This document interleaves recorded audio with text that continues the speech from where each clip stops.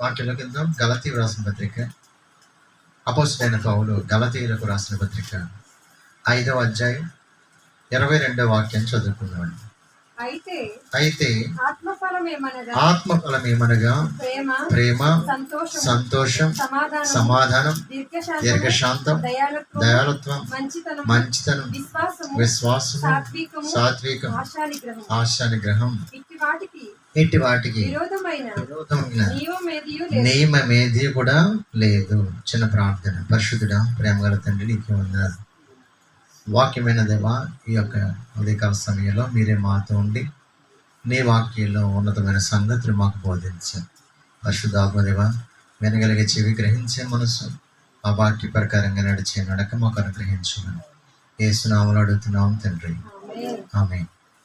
దేవుడు తన వాక్యంలో రాశాడు, ఆత్మఫలం ఏమనగా. ఆత్మఫలం ఏంటి? ఈ యొక్క ఆ ఫలం గురించి చెప్తూ ఆయన రాస్తున్నాడు. ప్రేమ, సంతోషము, సమాధానం, దీర్ఘశాంతం, దయాళుత్వం, మంచితనము, విశ్వాసము, సాత్వికం. ఇది చాలామంది, నా జీవితంలో కూడా నేను చాలామంది అంట విన్నాను. నేను కూడా యేసయ్య దగ్గర ఒక రోజు నేను ప్రార్థన చేసుకునేటప్పుడు, ప్రేమైన యేసయ్య, ఫలించు ఫలించు అని చాలామంది చెప్తున్నారు. ఏం ఫలించాలి, ఎలా ఫలించాలి, అసలు ఫలించడం అంటే ఏంటి ప్రభువా, నాకు నీవు తెలియజేయాలి. అసలు ఏ ఫలాలు గాయాలో ఆ ఫలం ఏంటో మనకు తెలిస్తేనే కదా ఫలించేది అని నేను అనుకునేవాడిని. మనకి మనమే ఫలించాలేమో. దేవుడి దగ్గర అడిగినప్పుడు యేసయ్య అన్నారు, అసలు నువ్వు ఫలించేది ఏంటి? అసలు ఇప్పుడు మన దగ్గర చాలా చెట్లు ఉన్నాయి, అవి ఏమన్నా మీరు ఫలించమని చెప్తారా? మీరు ఏమన్నా? ఇప్పుడు జామ చెట్టు ఉంది, మనకి ఇంకేం కనపడుతున్నాయి, దానిమ్మ చెట్టు ఉంది, ఇంకా మనకు కనిపించే చెట్లు చాలా ఉన్నాయి ఇక్కడ. ఆ చెట్లన్నీ కూడా మీరు దగ్గరికి వెళ్ళి మేము ఫలించంటే ఫలింతాయా? ఇప్పుడు జామ చెట్టు జామ ఫలాలే ఫలిస్తుంది. అదేమీ భయపడదు కదా, ఏమో వేరే కాయలు వస్తాయేమో, వేరే పండ్లు కానీ అని భయపడదు కదా. దేవుడు వాక్యం సెలవిస్తూ ఉంది, నా యందు మీరు, మీ యందు నేను నిలిచి ఉంటే మీరు బహుగా ఫలిస్తారని. ఇదేంటి ప్రభువా, అందరూ ఏం ఫలించంటే నేను ఎట్లా ఫలించాలి? ఇప్పుడు మనం ఒక అంటు కట్టబడ్డా, దేవుడేమో మంచి సారం కలిగిన చెట్టు, రోమీయుల పత్రికలో ఉంటుంది, ఆయన సారం కలిగిన చెట్టు. ఆ చెట్టుకి మనం ఏం చేయబడ్డాం? ఎక్కడి నుంచో దేవుడు మనల్ని నరికి ఆ యొక్క కొమ్మని తీసుకొని దాన్ని చెక్కి ఆ చెట్టుకి మంచి ఫలాలు ఇచ్చే చెట్టుకి మనల్ని అంటుకట్టాడు. ఇప్పుడు ఏ ఫలాలు ఫలిస్తాం మనం? వేరు పరిశుద్ధం, చెట్టు పరిశుద్ధం. ఇప్పుడు ఫలాలు కూడా ఏమొస్తాయి? ఏదైతే ఉందో, చెట్టు ఏదైతే ఉందో అవే ఫలాలు వస్తాయి. మనమేమీ ఏం ఫలించక్కర్లేదు. ఆ చెట్టులో మనం ఉంటే యేసయ్య నాకు ఇదే చెప్పారు. హల్లెలూయా. ఇప్పుడు ఆటోమేటిక్గా మనము చెట్టుతో కలిసి ఉంటే చాలు, మనమేం ఫలించక్కర్లేదు. ఆ చెట్టు ద్వారాగా మనమే ఫలింపులోకి వచ్చేస్తాం. అర్థమవుతుంది నేను చెప్పింది? చెట్టు ఏమి నేను ఫలించాలి అనుకోదు. దాని తత్వం ఏదైతే ఉందో ఆ తత్వాన్ని ఆ పళ్ళ రూపంలో అది బయటకు వస్తుంది. ఆయన ఎందుకు ఎవరు నిలిచి ఉంటారో వారు తప్పకుండా ఫలిస్తారు. అందుకే వాక్యంలో రాయబడి ఉంది, నేను నిజమైన ద్రాక్షవల్లిని, తీగలు మీరు. నిజమైన ద్రాక్షవల్లి అయిన దేవుడితో మనం అంటుకట్టబడితే ఫలాలు ఆటోమేటిక్గా ఆయనతో కలిసి ఉన్నాం కాబట్టి ఆయన ఫలాలే మనం ఫలిస్తాము. ఆత్మఫలం ఏమనగా, చాలామంది 9 ఫలాలు అంటారు. నేను చాలా చోట్ల చెప్తుంటే విన్నాను, కానీ ఫలం అనేది ఒక్కటి, ఆత్మఫలము ఒక్కటి. ఇంకా అంతకు ముందుగా చూస్తే మనం వాక్యంలో రాయబడి ఉంది, 19 నుంచి చదువుతారా? శరీర కార్యములో స్పష్టమై ఉన్నవి అవి ఏవనగా జారత్వం, అపవిత్రత, కాముకత్వం, విగ్రహారాధన, అభిచారం, ద్వేషములు, కలహములు, మత్సరములు, క్రోధములు, కక్షలు, భేదములు, విమతములు, అసూయలు, మత్తతులు, అల్లరితో కూడిన ఆటపాటలు మొదలైన వీటిని గూర్చి నేను మునుపు చెప్పిన ప్రకారం బట్టి ఇటు వాటిని చేయవారు దేవుని రాజ్యమును స్వతంత్రించుకొనరని మీతో స్పష్టంగా చెప్తున్నాను. ఇవి ఎవరిలో ఉంటారో వాళ్ళు దేవుని రాజ్యానికి స్వతంత్రించుకోరని చెప్పాడు. అప్పుడు చెప్తూ కింద ఏమంటాడంటే ఆత్మఫలం ఏమనగా అంటాడు. శరీర కార్యాల గురించి కూడా మనం చాలాసార్లు ఏమనుకుంటామంటే ఏదో మన దృష్టిలో ఘోరమైన పాపాలు ఏంటో చెప్పండి. ఘోరమైన పాపాలు ఏంటి? నరహత్య, ఇంకా వ్యభిచారం, ఇంకా దొంగతనం, ఇంకా ఇవన్నీ కూడా మన దృష్టిలో ఏంటి? పెద్ద పెద్ద పాపాలు. అవి కూడా పాపాలే, కానీ ఈ కిందిచ్చినవి కూడా పైనిచ్చినవి కూడా పాపాలే. ఏంటవి? నువ్వు కక్షతో ఉంటే అది కూడా పాపమే, నువ్వు కోపంతో ఉంటే అది కూడా పాపమని దేవుడి వాక్యం సెలవిస్తుంది. అక్కడ రాయబడి ఉంది, ద్వేషము, కలహము, మత్సరములు, క్రోధములు, కక్షలు, భేదాలు, విమతములు, మత్తతులు, అల్లరితో కూడిన ఆటపాటలు ఇవి కూడా ఏంటంటే దేవుడికి విరోధమైన పాపాలే. వాటికి ఎంత వాల్యూ ఉంది, వీటికి కూడా అంతే వాల్యూ ఉంది. దాన్ని ఏమో ఎక్కువగా చూస్తాం, దీన్ని తక్కువగా చూస్తాం. ఎందుకంటే మన యొక్క శరీరముతో ఎక్కడి నుంచి ఉన్నాయి? శరీర కార్యాలు. చాలా కోపం వచ్చేస్తుందండి. కోపం వచ్చినప్పుడు ఏం చేయాలి మనం? అప్పుడే కోపబడ్డు కానీ పాపము చేయకూడదు అంటే. ఈ కోపాన్ని ఎట్లా అంచుకోవాలి? ఈ కోపాన్ని, కక్షల్ని ఎలాగ మనం మనలోంచి తీసేసుకోవాలి? ఈరోజు బల్లారాధనలో దేవుడు మనతో మాట్లాడంటే ఈ శరీర కార్యాలు ఒక మనిషి మీద ఎప్పుడైతే మనం కక్ష పెట్టుకున్నామో అది శరీర కార్యం, మనసుతో చేసే కార్యం. రోమీయులకు రాసిన పత్రిక 8వ అధ్యాయం 8వ వాక్యం ఉంటుంది. ఇవి ఉన్నవాళ్ళట, కోపము, క్రోధము ఇవన్నీ ఉన్నవాళ్ళు, కక్షలు ఉన్నవాళ్ళు కాగా శరీర స్వభావం గలవారు దేవుణ్ణి ఏమాత్రం కూడా సంతోషపెట్టలేరట. దేవుని ఆత్మ మీలో నివసిస్తే మీరు ఆత్మ స్వభావం గలవారు కానీ శరీర స్వభావం గలవారు కాదు. చూడండి 7వ వాక్యం చూడండి. ఏలయనగా శరీరానుసారమైన మనస్సు ఏంటంటే దేవుడికి విరోధమై ఉన్నది.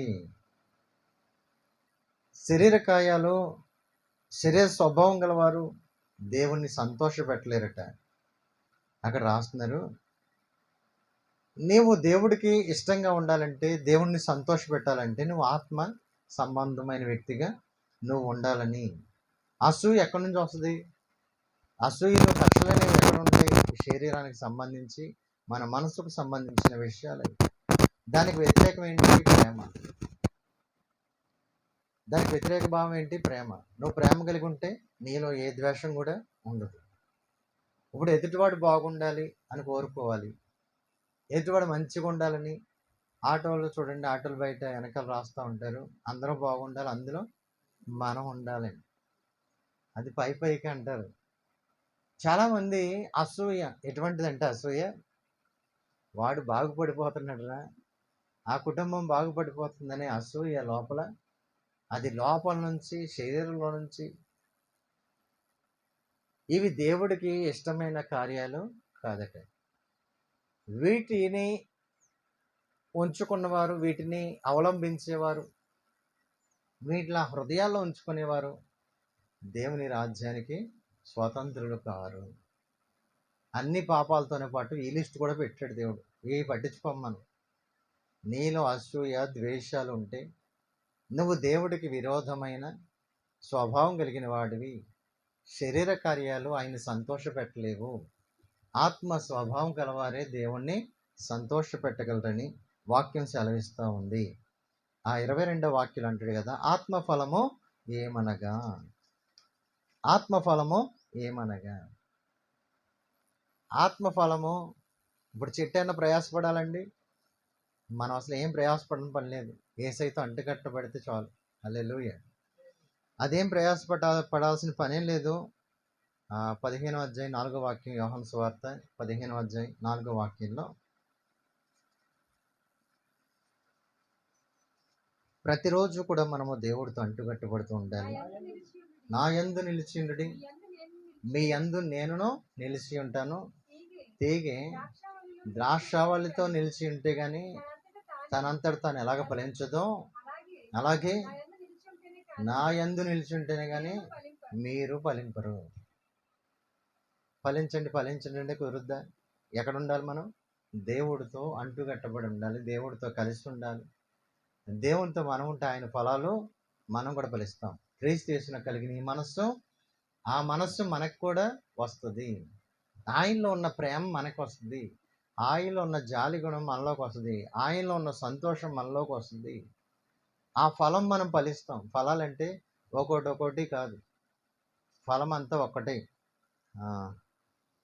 మీకు అర్థమవటం చెప్తున్నాను. చాలామంది 9 ఫలాలు అంటారు. ఇప్పుడు కమలా ఫలం ఉంటుంది కదా, ఆ కమలా ఫలంలో ఎన్ని తొనలు ఉంటాయి? ఇంచుమించు 9 ఉండొచ్చు. ఆ 9 కలిపితేనే కమలా ఫలం అవుద్ది. విడివిడిగా తీస్తే ఏమైంది? ఫలం అయిద్దా? అందులోనే ప్రేమ, సంతోషము, సమాధానము, దీర్ఘశాంతం, దయాలత్వం, మంచితనం, విశ్వాసం, సాత్వికం, ఇవన్నీ కలిస్తేనే ఒక ఫలం. ఆత్మీయ జీవితంలో కూడా ఇవన్నీ కలిసి ఉంటేనే మనం నిజమైన క్రైస్తవులుగా దేవుడు మనల్ని లెక్కిస్తాడు. ఇందులో ఒకటి ఉండి ఒకటి లేకపోతే ఎలా కుదురుద్ది? ఇప్పుడు నీలో ప్రేమ ఉండి ఇంకొకరికి సంతోషం ఉండి ఈ కుదురుద్దండి? ఈ విడదీయడానికి ఎంత మాత్రమో కుదరదు. ఒకటే ఫలం. ఈ ఫలము ఏదైతే ఉందో, ఈ ఫలం మనము దేవుడి దగ్గర, మనము దేవుడితో ఉంటే ఫలిస్తాము. ఆ ఫలం కావాలితే మనము ఆయనతో అంటుకట్టబడాలి, మనం ఆయనతో నిలిచి ఉండాలి. ఎప్పుడైతే నిలిచి ఉంటామో మనము ఈ ఫలం ఫలిస్తాం. కాబట్టి ఆయనలో ప్రేమ ఉంది, ఆయనలో ఏముందంట? దీర్ఘశాంతం ఉంది, ఆయనలో సమస్తము కూడా ఆయనలో ఉన్నాయి. ఈరోజు మనం నేర్చుకోవాల్సిన పాఠం ఏంటంటే, ఆత్మీయ జీవితంలో కూడా మనము ఫలించాలంటే మన వల్ల కాదు. ఎవరితో కలిసి ఉంటే ఫలిస్తాము? నా యందు మీరుంటేనే, మీ యందు నేనుంటేనే మీరు ఫలిస్తారు. తీగ ద్రాక్షావళి ఎలాగైతే కలిసి ఉంటుందో మీరు కూడా అలా కలిసి ఉండాలి. ఏదో వారానికి ఒకసారి కలుసుకున్నాం, 2 రోజులకు ఒకసారి కలుసుకుంటే కుదురుద్దా? మళ్ళీ చెట్టు ఎడగొట్టి వెళ్ళిపోతే కుదురుద్దా? రోజు కూడా దేవుడితో మనకి ఏముండాలి? కనెక్షన్ ఉండాలి. దేవుడితో మనం అంటుకట్టబడి ఉండాలి. దేవుడిలోనే మనం ఉండాలి. ప్రార్థనలో, వాక్యంలో, పరిశుద్ధతలో మనం ప్రతిరోజు కూడా ఆయనతో నడిచి అనుభవం కలిగి ఉంటే దేవుడు తప్పకుండా మనల్ని ఆత్మీయమైన ఫలాల్ని ఫలించేవారిగా దేవుడు చేస్తాడు. ఎందుకంటే మనము ఉన్నతమైన ఫలాలు ఫలించాలంటే, ఉన్నతమైన ఆ ఫలము దేవుడు చెప్పిన ఆత్మీయ ఫలం ఫలించాలంటే ఈ 9 ఈ తొనలు ఏముండాలి? మనలో ఉండాలి. ఇప్పుడు సపోజు ఒకరికి ప్రేమ ఉంది, సమాధానం లేకపోతే ఎట్లా కుదురుద్ది? కుదరదు కదా. ఒకరికి సంతోషం ఉంది, ప్రేమ లేకపోతే ఎలా కుదురుద్ది? కుదరదు. ఒకరికి చాలా ప్రేమ ఉందండి, ఆ ప్రేమ ఎటువంటి ప్రేమ అంటే అందరినీ ప్రేమించే ప్రేమ, కానీ అతని జీవితంలో సంతోషం లేకపోతే ఏం ప్రయోజనం? కొంతమందికి సమాధానం ఉంది కానీ ప్రేమ లేదు. పక్కింటోడు వాడు ఎంత ఇబ్బంది పడినా, వాడు ఆకలి తలమటించినా ప్రేమ లేదు, వీడి దగ్గర అన్నం పెడతాడా? పెట్టడు. ఈ 9 కూడా మనలో ఉండాలి. ఉంటేనే నిజమైన ఆత్మీయ ఫలము. ఆ ఫలం ఎలాగైతే ఫలిస్తుందో, ఆ ఫలము నీలో నిలిచి ఉంటే నువ్వు ఫలిస్తావు. పరమగీతాల గ్రంథం 2వ అధ్యాయం 3వ వాక్యం చూడండి.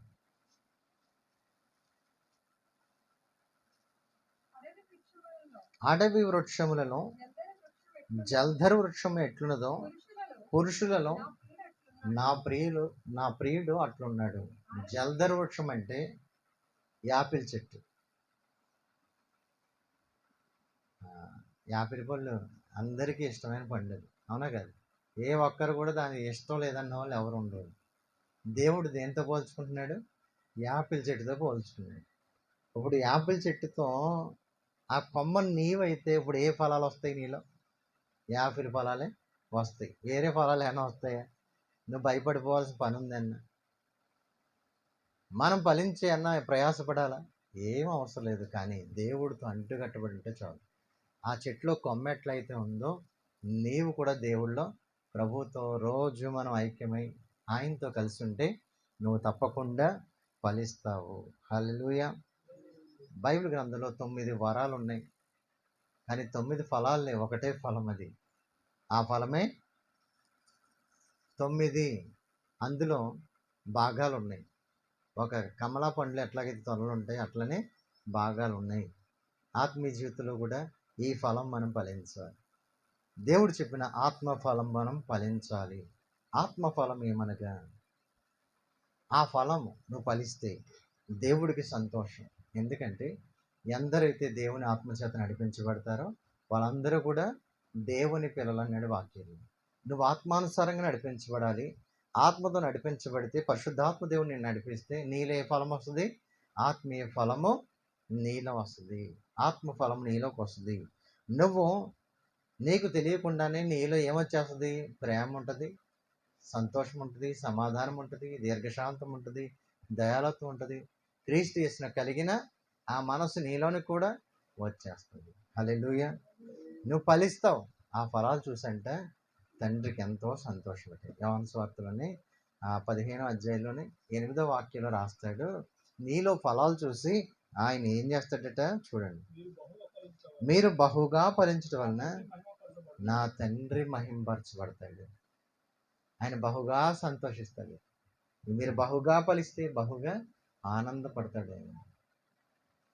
ఆయన ఎంతో ఆనందపడే సమయం ఏంటంటే దేవుడు నిన్ను ఫలించాలని కోరుకుంటున్నాడు. అందుకే ప్రేమ నీలో ఉండాలి.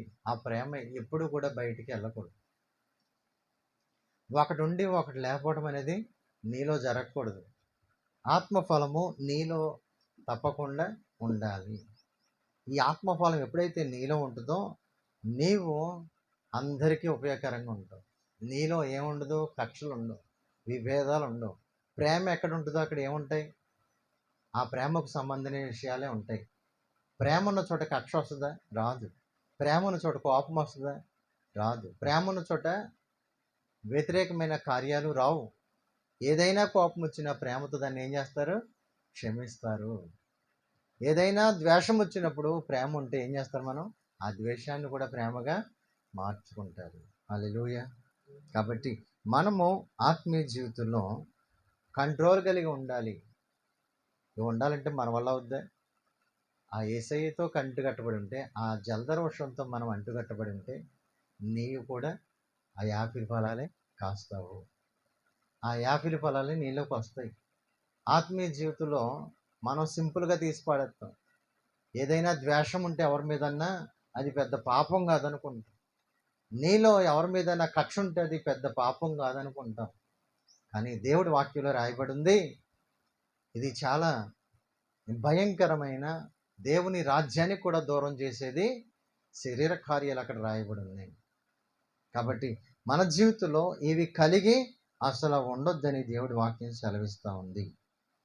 మనము ఏదైతే ఆశ కలిగి ఉన్నామో, ఏదైతే మనము భక్తి చేస్తూ ఉన్నామో, ఏదైతే మనము దేవుని కోసం ఎదురు చూస్తూ ఉన్నామో ఆ భక్తి జీవితము మనలో ఆత్మఫలం లేకపోతే, శరీర కార్యాలు నీలో ఉంటే నువ్వెంత మాత్రమో దేవుని రాజ్యానికి వారసులు కాదని వాక్యం సెలవిస్తూ ఉంది.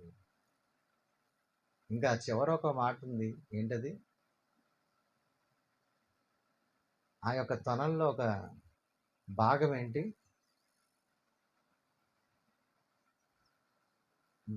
దీర్ఘశాంత, దైవత్వం, మంచితనం, విశ్వాసం, సాత్వికం, ఆశా నిగ్రహం. ఆశా నిగ్రహం ఉంటే నువ్వు ఏదైనా సాధించగలవు. యోసేపు జీవితంలో ఏముంది? ఆశా నిగ్రహం ఉంది. కానీ అవ్వమ్మ జీవితంలో ఉందా అది? సాతాను గాడు వచ్చి ఎప్పుడైతే ఆ పండు పర్లేదు తిను, ఏం కాదు, నువ్వు నీ రూపం మారిపోద్ది, నువ్వు దేవుడు అయిపోతావు అంటే ఏం చేసింది? ఆశా నిగ్రహం ఉంటే ఏమయ్యేది? అరే అది తింటే అన్నా మనకు అంత అవసరమా? దేవుడు తినొద్దన్నాడు, అది మానేద్దామని వదిలిపెట్టేసేది. కానీ ఏం చేసింది ఇప్పుడు? ఆశా నిగ్రహం లేదు కాబట్టి ఆ పండును తినాలనుకుంది, తినేసింది.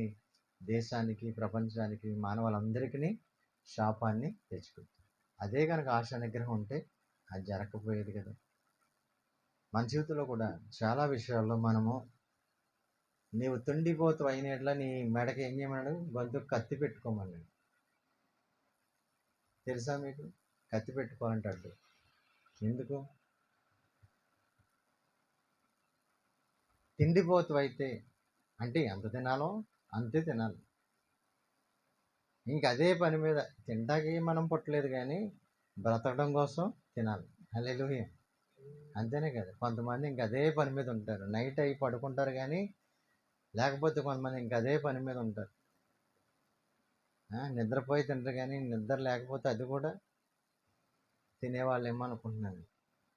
ఈరోజు ప్రతి అనారోగ్యానికి కారణం ఏంటో తెలుసా? నీలో నిగ్రహ శక్తి లేక, ఆశా నిగ్రహం అనేది లేక బలహీన పడిపోతున్నాయి. ఎందుకో తెలుసా? అనుకుంటారు తిండి తింటే బలం బలం బలం అంటే ఏం బలం అసలు? నీవు తిండిపోతే కత్తి పెట్టుకోమని దేవుడే పెడతాడు. ఒకసారి కత్తి. ఏం కత్తి అది? ఏదోటి పెడతాడు మనకి. తినకుండా కత్తులు పెడతాడు. కొన్ని కొన్ని కత్తులు పచ్చిం చేయాలండి, తినకూడదు అంటారు. ఎందుకు? అదొక కత్తే. బీపీ, మీరు పులుపు తినకూడదండి. షుగరు, నువ్వు చక్కెర తినకూడదు. ఇంకేంది? కొన్ని కొన్ని ఆ యొక్క పెట్టినప్పుడు పలానా పలానా తినకూడదు. గ్యాస్ ట్రబుల్ అంటే ఇంకా కొన్ని కొన్ని వాటికి మటన్లు, చికెన్లు ఇవన్నీ మానేయమంటారు. ఎందుకు? దేవుడే ఒక కత్తి పెడతాడు, మనం ఆగట్లేదు. హల్లెలూయా. కాబట్టి ఆశా నిగ్రహం ఉంటే, ఏసావు ఏం చేశాడు? ఆశా నిగ్రహం లేకే, ఒరే ఒక పూట తినకపోతే చచ్చిపోతామా అని ఆగితే ఏమైపోయేది?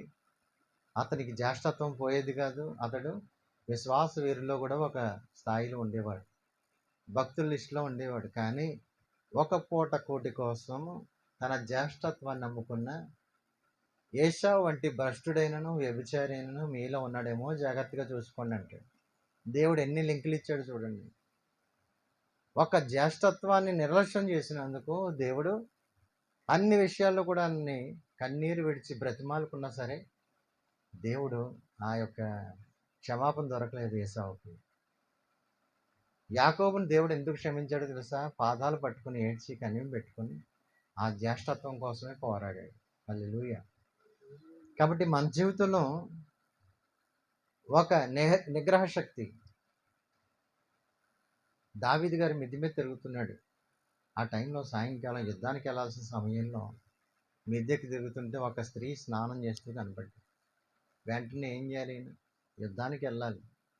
కానీ అక్కడ జరిగిన పాపం బట్టి తన జీవితంలో శాపాన్ని పొందేర్చుకున్నట్టుగా మనం చూస్తాం. నిగ్రహ శక్తి. అదే యోసేపు జీవితంలో మనం చూస్తే కనుక ఒక స్త్రీ బలవంతం చేసినా కానీ యోసేపు ఏం చేశాడు? తన యొక్క వస్త్రాన్ని కూడా విడిచిపెట్టి పారిపోయినట్టుగా చూస్తాం. యవనుడా, నీ యొక్క ఏమంటాడు? యవనేచ్ఛలను విడిచి పారిపోమ్మంటాడు. వాక్యం చదివేస్తూ ఉంది, నువ్వు పాపానికి దూరంగా పారిపోవాలి. ఆశా నిగ్రహం అనేది యోసేపులో మనం చూస్తాం. అదే సంవత్సరంలో చూస్తే మనకు కనపడదు. కొన్ని కొన్ని విషయాల్లో కొన్ని ఈ ఫలాలు మనం చూస్తే కనుక ఆత్మీయ ఫలం, ఈ ఫలంలో అన్నీ ముఖ్యమైనవి. అన్నిటికంటే నీలో ఇంకా గొప్పగా ఉండాల్సింది ఏంటంటే అది ఆశ నిగ్రహం.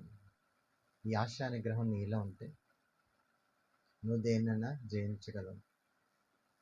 ఎదటోళ్ళు ఏదో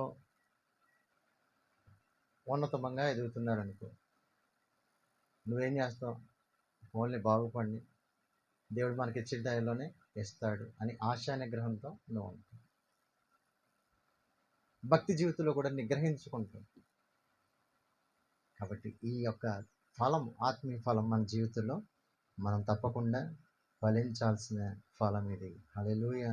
సాతానుగాడు ఏదైతే ఆశ పెట్టాడో, ఆశకి ఏమైపోయింది? హవ్వమ్మ గారు లొంగిపోయింది.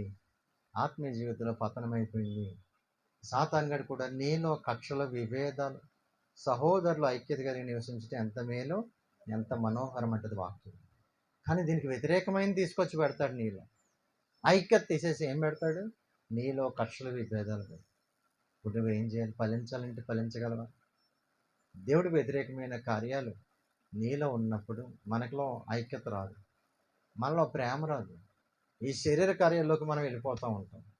అందుకే చాలామందికి మందిరం మీద కూడా దేవుడి మీద ఉన్న ప్రేమ తగ్గిపోతూ ఉంటుంది. అందుకే వాక్యం ఎఫెసీ పత్రికలో రాస్తాడు, ప్రకటన గ్రంథంలో ఎఫెసీ సంఘానికి రాస్తాడు, మునపటి మొదటి ప్రేమ నువ్వు మర్చిపోయావు, మొదటి ప్రేమ నీలో తగ్గిపోయింది, మళ్ళీ నీలో మొదటి ప్రేమ రావాలి అని.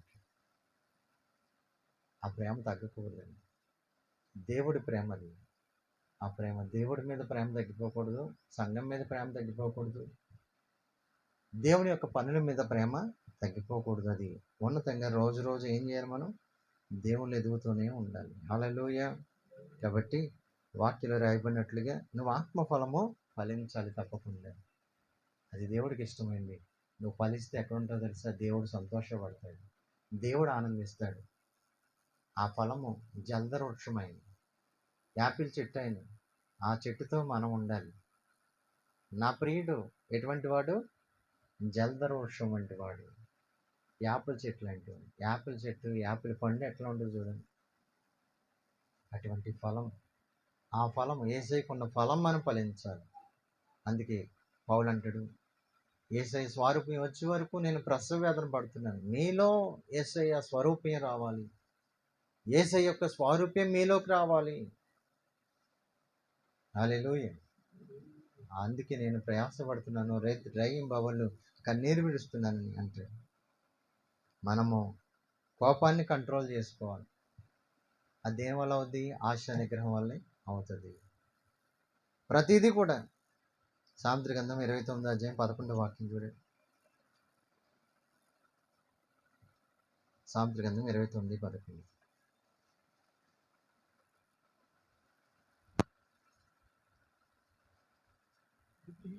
బుద్ధిహీనుడు తన కోపమంతా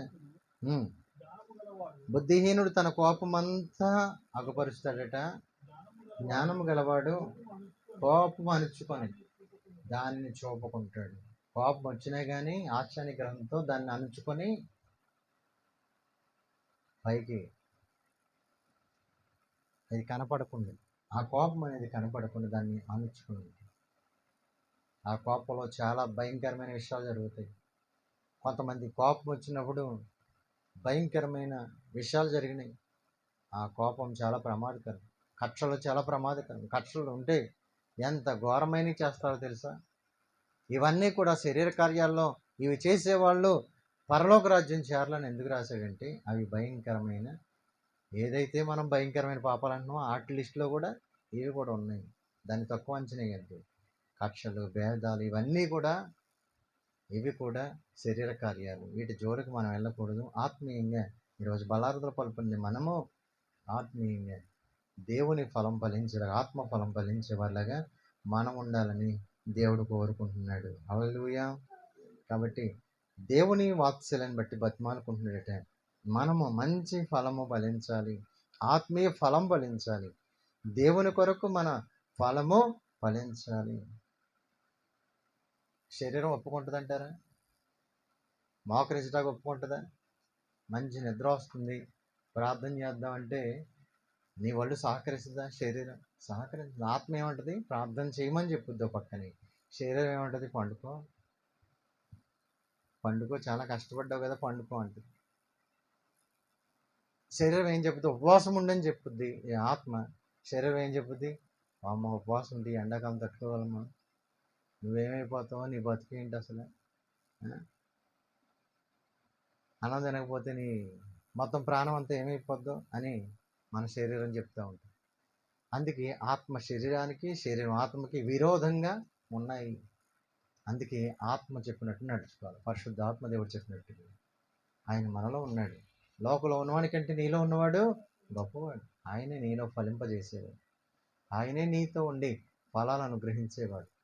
ఆ ఆత్మ ఫలంలో ఆ 9 విషయాల్లో నువ్వు అభివృద్ధి పొందాలంటే, నువ్వు ఒక ఫలంగా మారాలంటే, ఆత్మ ఫలంగా నువ్వు మారాలంటే, దేవుడు చెప్పినట్టుగా దేవుడి విషయాల్లో మనం నడుచుకుంటే తప్పకుండా దేవుడి జ్ఞానం కలిగి, దేవుడి యొక్క ఉన్నతమైన ఆలోచన కలిగి నువ్వు మంచి ఫలము ఫలిస్తావు. కాబట్టి ఈ యొక్క వాక్యం ద్వారాగా మనం నేర్చుకోవాల్సింది, దేవుడు ఏదైతే కక్షలు, విభేదాలు ఇవన్నీ కూడా ఏదైతే ఉన్నాయో అవి దేవుడికి విరోధమైంది. ఎవరి మీద మనము ఏ విధమైన విషయాల్లో కూడా మనము దేవుడికి వ్యతిరేకంగా ఉండకూడదు. మోషేకి వ్యతిరేకంగా మాట్లాడారు, దేవుడికి వ్యతిరేకంగా మాట్లాడారు.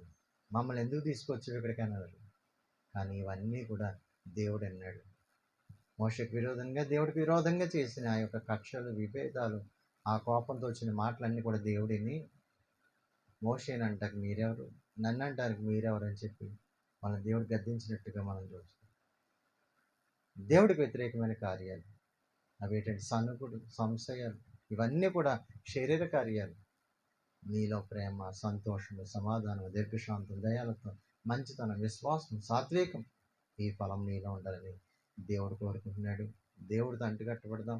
ప్రభా, ఈ ఫలము నేను నీలో ఉన్నాను, ఈ యొక్క ఫలం ఫలించడానికి నాకు సహాయం చేయి.